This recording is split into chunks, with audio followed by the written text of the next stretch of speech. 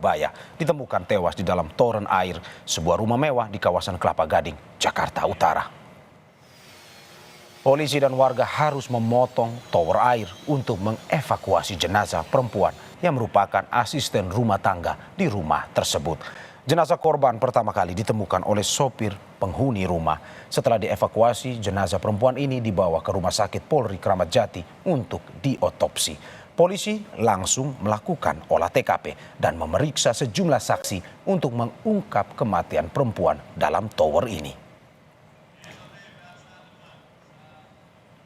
Yang itu supir katanya mau bersihin toran, yaitu kan di atas itu pun kalau disuruh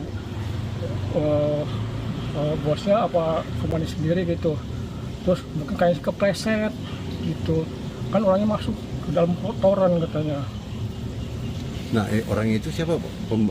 Pembantu atau penghuni rumah, Pak? Pembantu. Dari hasil olah TKP, kondisi rumah dalam keadaan terkunci dari dalam dan tak ada tanda-tanda orang lain masuk.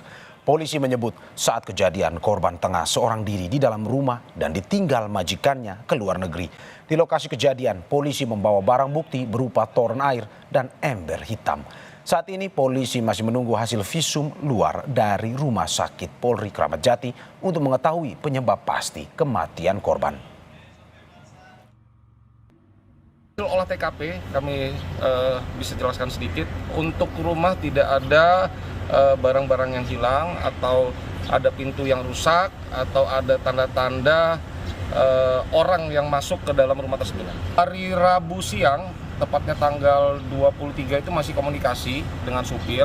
Jadi memang hasil chattingan chat yang ada di WA itu memang korban mengajak untuk membersihkan